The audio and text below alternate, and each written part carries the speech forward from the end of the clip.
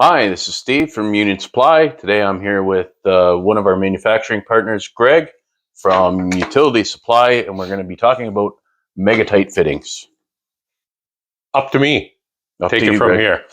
All right. Just to explain to you a little bit about Megatite fittings, they are actually water service fittings to replace the existing brass ones that are currently being used. Just to give you a little background, myself, I was in the brass industry for about 25 years and basically got this idea over COVID that we have a better option than using a brass fitting due to the cost and the corrosion involved with a brass. So what we came up with is a replacement of main stop, a saddle, a curb stop to basically replace the existing setup you have.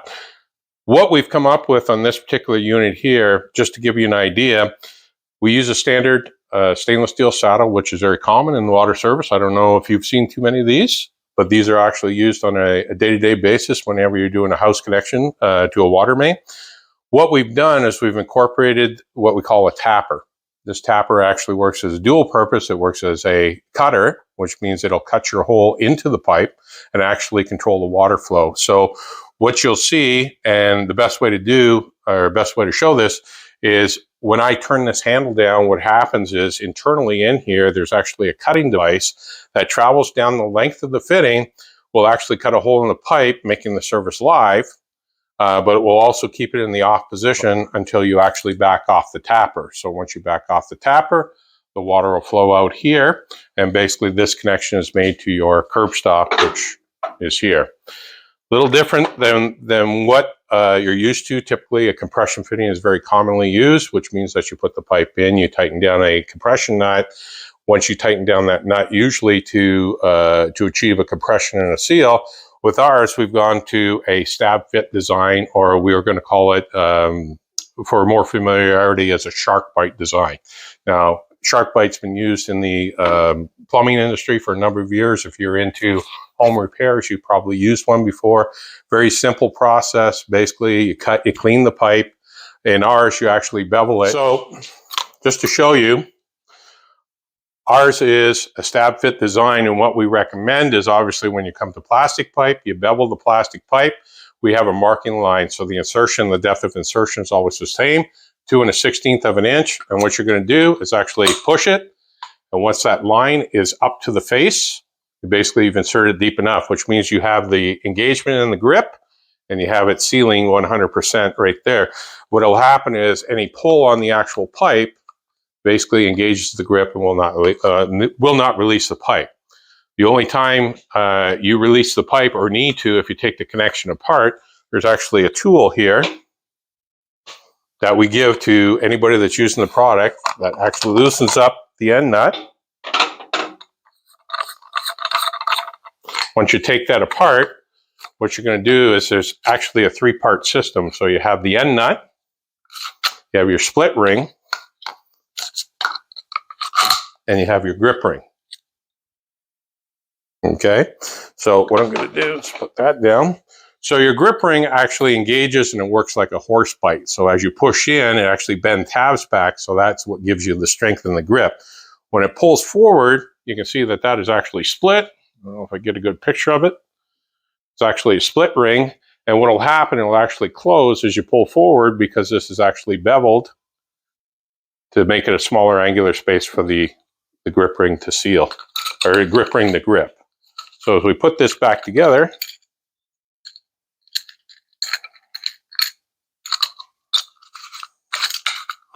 basically all done by hand. Like I said, boom, it's ready to reuse again. And this is, keep in mind, when you use a compression fitting is used at a one-shot deal. If you use it more than once, you have to replace the rubber. Because what happens in the stainless steel grip ring internally, what will happen is you'll flatten out the edges, and basically you won't get the grip anymore. So This one is actually reusable. So reusable, and we still use stainless steel insert sleeves on the water line. Absolutely. It's recommended, and it's not any different than a compression fitting. The reason they do that is obviously because you don't have any hoop strength in the pipe, right? And you got to give it a little bit of strength.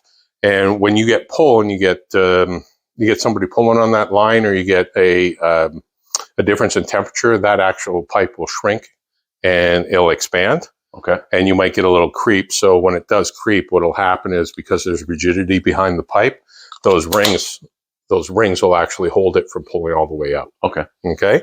So the depth of insertion is that deep. I mean, you can feel it when you push the actual pipe in. You can actually feel it. It'll bottom out on the fitting. But we usually do that, and I usually show a marking on the pipe, because the first couple times you'll get a little resistance from the actual grip rings. And what will happen is you might think it's all the way in, and you just want to make sure you insert it deep enough. That's why you do that little marking on the pipe.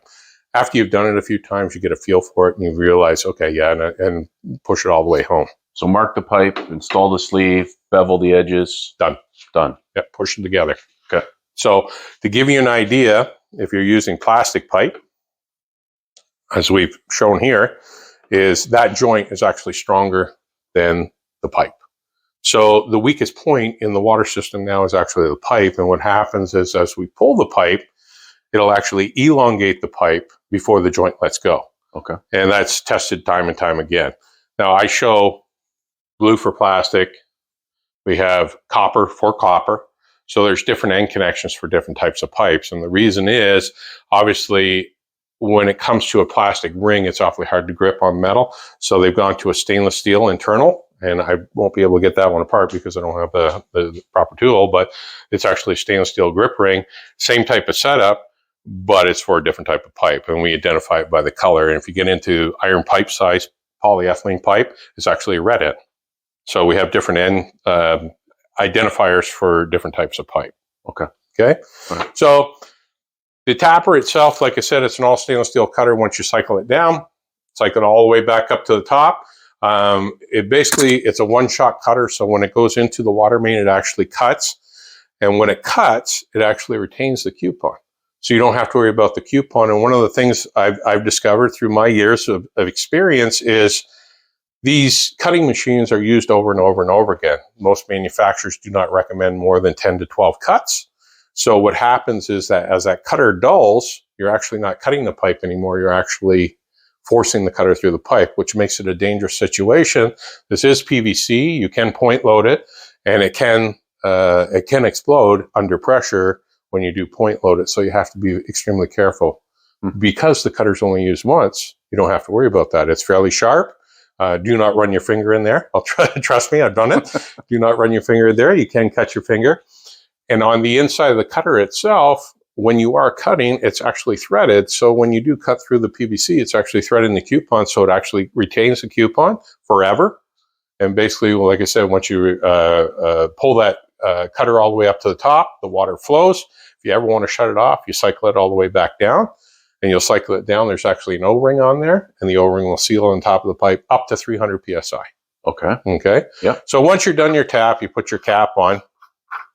Okay, and there's an O-ring seal in here. It'll be 100% watertight when you basically bring the cutter all the way up to the top.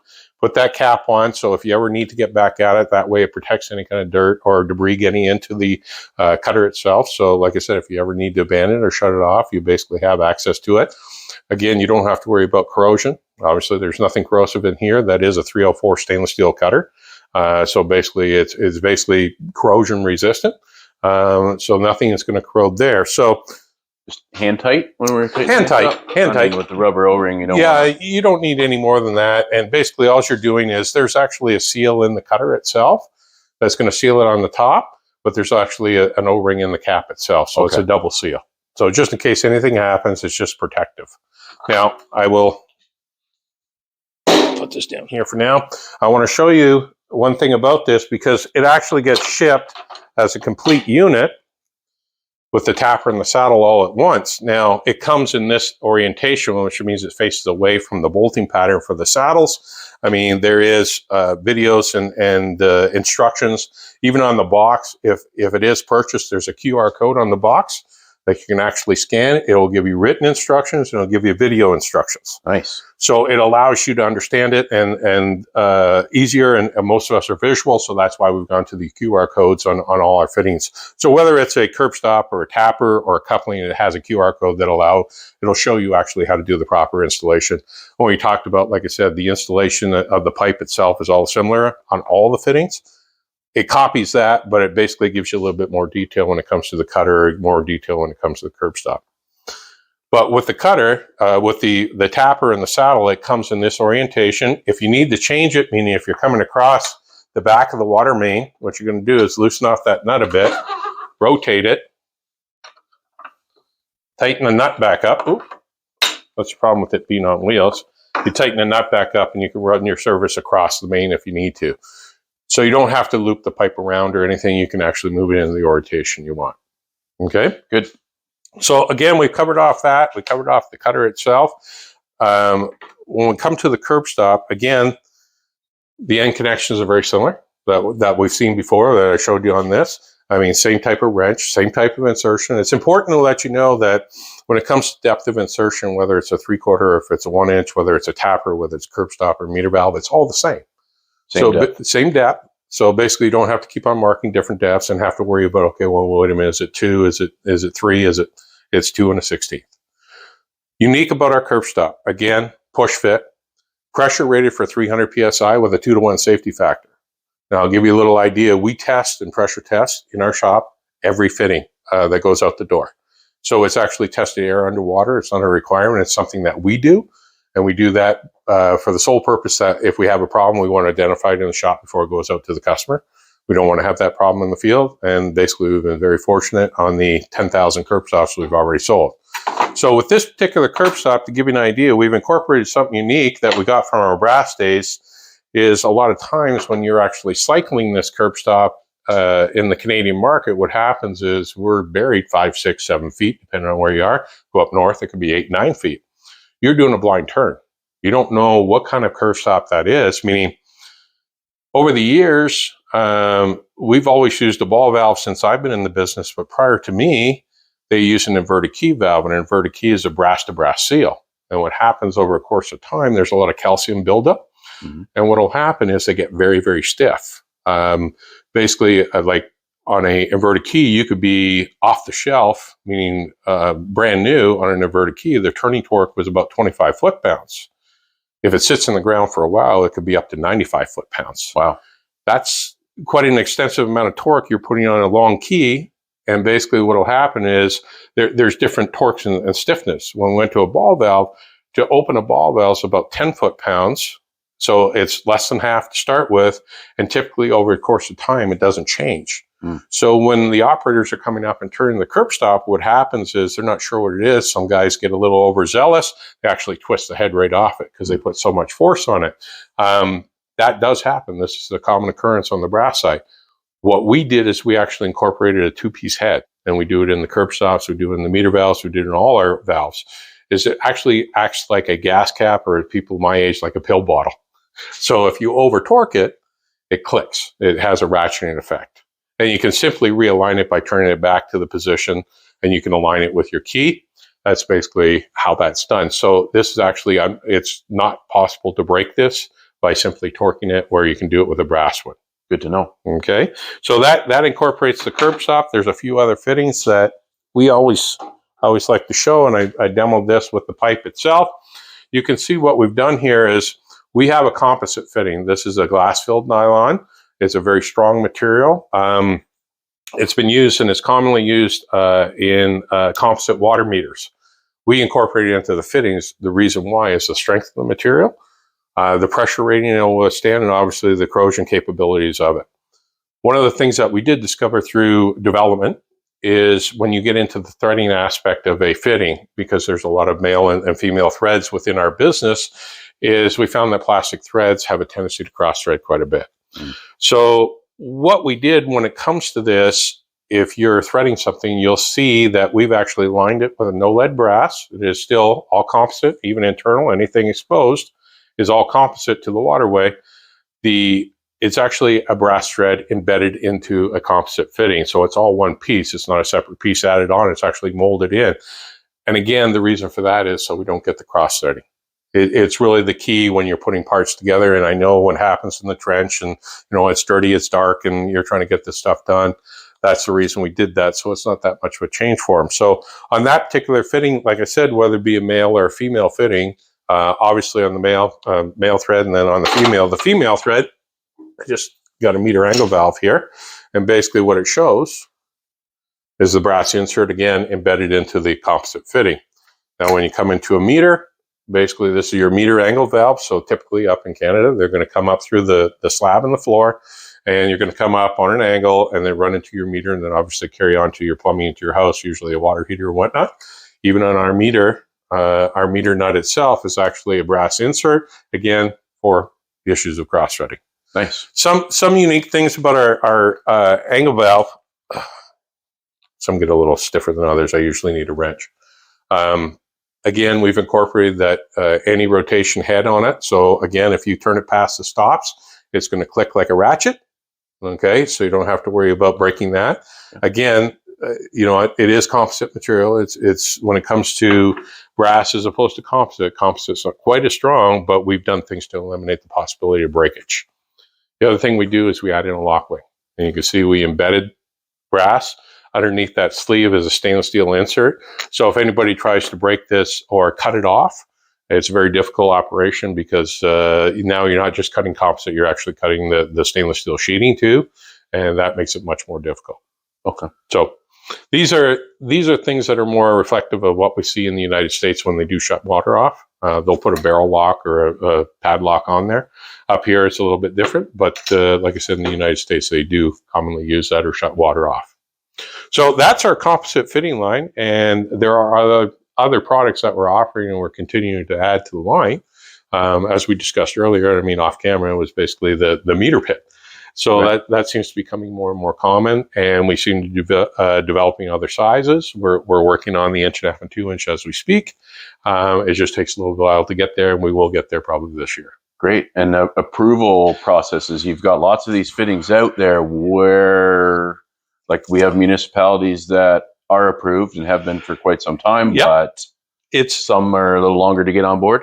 It's a work in progress. Okay. This has been traditionally, it's been 110 years of brass fittings. So we are changing the game here. This is something completely different. We are using again, non-corrosive material.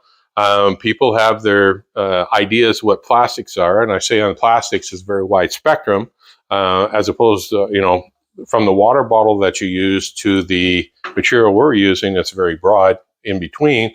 We're using a high grade, very strong material. The approval process is individual for municipalities, and we all know that. This actually meets the NSF standard, which is a requirement for any water service fitting, any kind of product in contact with the water service. But we still have to go through the process of individual municipalities. The three things that I always like to say to people, the takeaway, again, non-corrosive, okay? As strong as a brass fitting, less expensive. And that's really where the key comes in, where those people that are price conscious, and we're offering them something that works just as well, is actually it's easier to install and is less expensive. Makes sense. So that's why we come up with this. We originally called it COVID-19 project, but we got through that, and now we came up with the Megatite. Okay, so just make sure your local municipality, the municipality you're working in, it is an approved product before you go installing it. Correct. Okay. And that's pretty much the process, and it takes with all municipalities and all products. And like I said, we're actively gaining them and approvals across North America, and it just takes a little while, and we're starting to gain more and more on a regular basis. And as we get more exposure, we get more approvals, and that's basically why we do things like we're doing today. Okay, great. Thanks a lot, Greg. I appreciate it. Take care. Thank you.